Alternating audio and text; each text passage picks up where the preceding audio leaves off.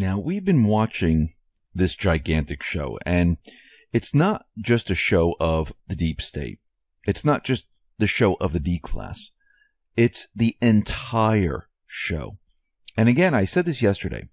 The plan is not always perfect. Sometimes you have to make contingencies.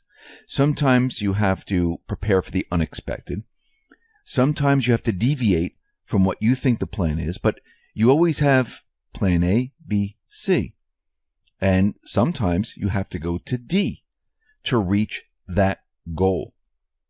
And I think a lot of people understand who've lived through life that everything is not perfect, especially when you have the other side fighting against you. Think about it. Deep state fighting against you. You try to prepare for everything, but sometimes it's a little difficult. The central bank fighting against you. You try to prepare for everything, but sometimes it's a little difficult. You have to deviate from the plan. And what we're seeing right now is that we are watching an economic show. We're the audience. We are watching the central bank and the Trump administration, the Patriots, perform this show, this battle of who is going to win in the end. Now, the central bank, they've been in power for quite a while. This is going back thousands of years. This is not just here in the U.S. But in the U.S., they've been in power since 1913. We need to remember that there were two other central banks in the United States. Andrew Jackson ran on the platform of getting rid of the central bank, and we had no central bank until 1913. But the central bank's plan has always been the same. Put every single country into debt. Make them subservient to the central bank. Control them. Make them pass laws. Then push them into war and restart the entire system. We're at the end phase right now. And at this end phase, the central bank thought they had the upper hand. They thought that everything was going as planned. Now it's not. So even for the deep state, the central bank, they've always had to deviate from plans. But they've always tried to reach their goal. That means the central bank, those in the deep state, they're still not going to give up.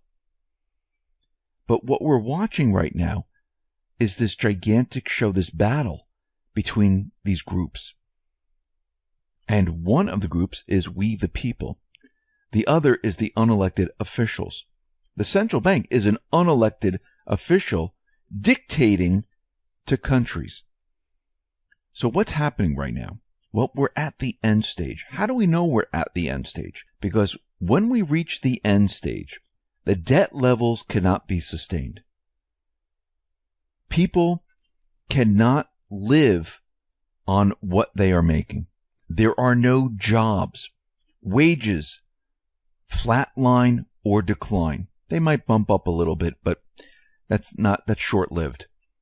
Then we see inflation, where the dollar loses its value and items, they're out of reach for many. And then as time goes on, many more. And to fight this, to hide this, what have corporations been doing?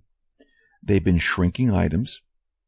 They've been replacing ingredients, replacing a lot of the components of many different products to keep the price down. It's actually not keeping the price down.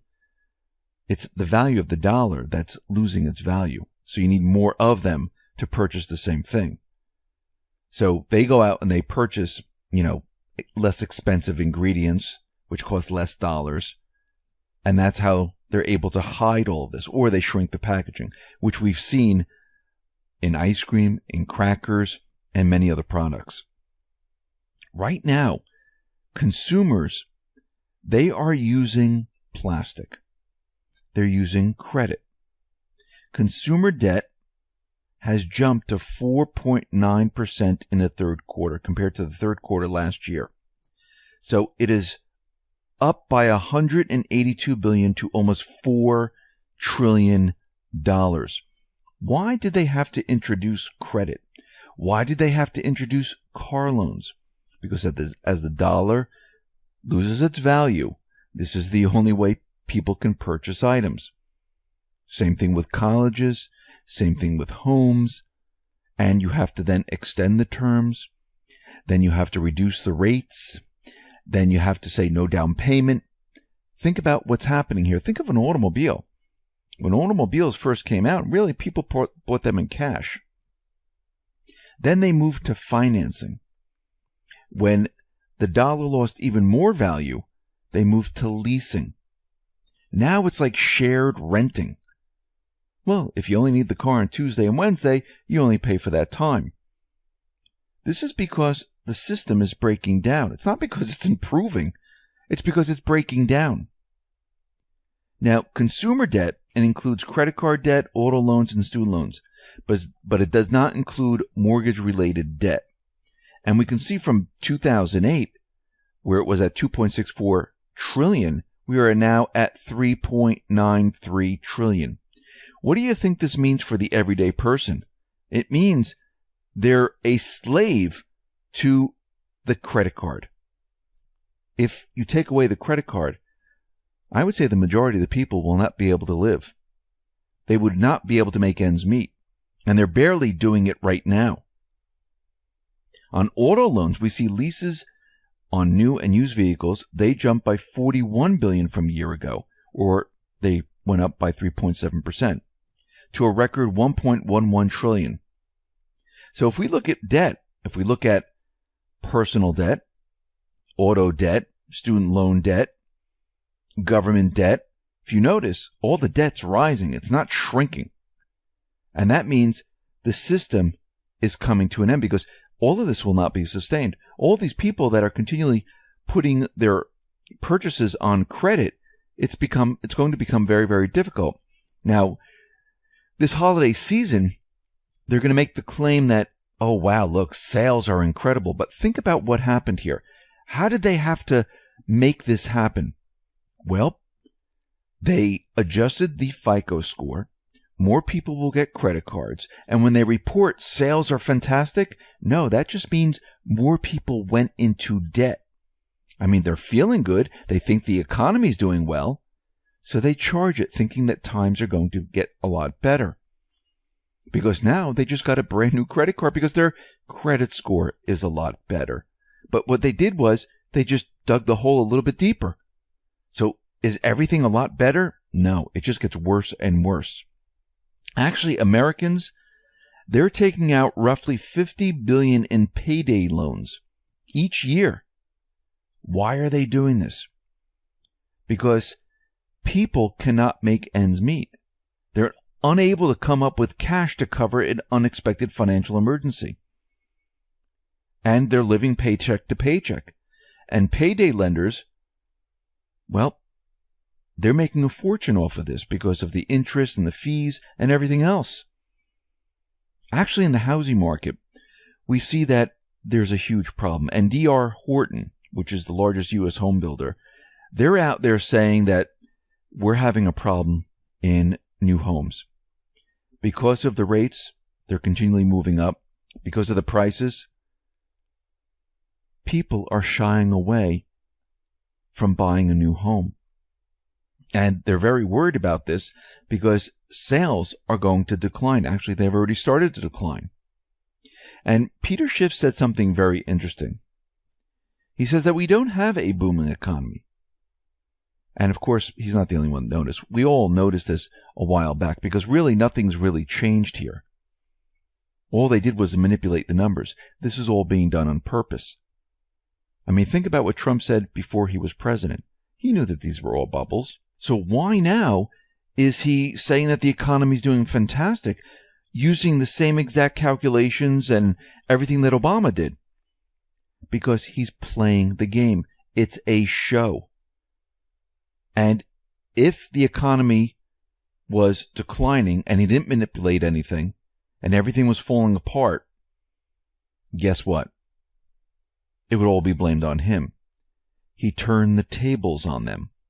So this way, when the system comes down, and of course this is why he's pointing the finger at the Fed, he's letting everyone know that the Fed is going to do this he's changed the game. But this is a show. And Schiff says that jobs are just one more bubble that's about to burst. He said 200,000 jobs a month in an economy the size of ours, especially given how few people or what a large percentage of the workforce is not working, we should be creating a lot more than 200,000 jobs per month. But we're not. Even though wages are rising for people that have jobs, the cost of living is rising faster, but the cost of servicing their debt is rising even faster than that. And as far as the job growth goes, the mainstream keeps pointing to it as a sign of a booming economy, but as Peter points out, we're borrowing a tremendous amount of money to get this jobs growth. And this has been going on for quite a while. Now, the whole plan is to gradually raise the interest rates. Now, things have changed since Trump came into office. The Fed, which was controlled by the deep state at the time, they were planning to do this and use this against Trump. This is why they started raising the rates right before Trump came into office and right after he got into office, because they were ready to push their agenda. They wanted him to be in office for a year, year and a half, and this way he can say, this is my economy. It's not doing well, but it's going to do a lot better. The Fed was going to be raising rates. The economy was going to be deteriorating at the same time. They were going to be able to blame it all on him. He switched the tables. He switched everything around. Now the Fed is raising rates and the economy's getting better. Trump is pointing to the Fed, saying that they'll be responsible if the economy implodes, telling us that I wouldn't raise rates the way the Fed is right now. It makes no sense. So he knows exactly what is happening here, and he's preparing the narrative. And we've been talking about this for quite a while. Actually, the Fed had their meeting today, and guess what? Everything is still on track. Yes, we're going to raise the rates gradually, and we're going to do it throughout next year. Now, remember, when we hit a certain point, and everyone's saying this magic number is around 3%, most likely we're going to hit this in the middle of 2019. This is when everything starts to really, really fall apart. We're seeing it now, but it's going to get a lot worse. Once we hit that magic number, we're going to see everything start to fall apart. Now, is it going to happen exactly on that date? No. But once that does happen, everything will accelerate.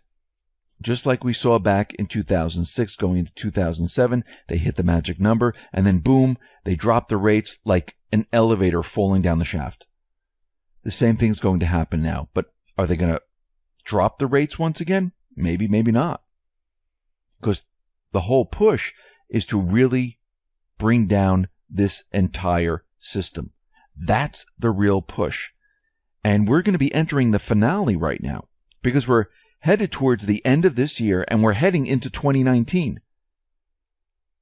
And you're going to see Trump out there continually blaming the Fed for what is about to happen. Well, the economy's doing fantastic right now. The Fed just raised the rates again, and look what's happening. It's their fault. They're the ones who are doing it. And we're going to see this happen time and time again until eventually Trump comes out and says, it's the Fed's fault. Everything was going perfectly until they started pushing their policy against my policy, where the economy was doing fantastically and the Fed made it implode. So who's responsible here? The Fed. Let's take a look at what the Fed has been doing. And that is the plan.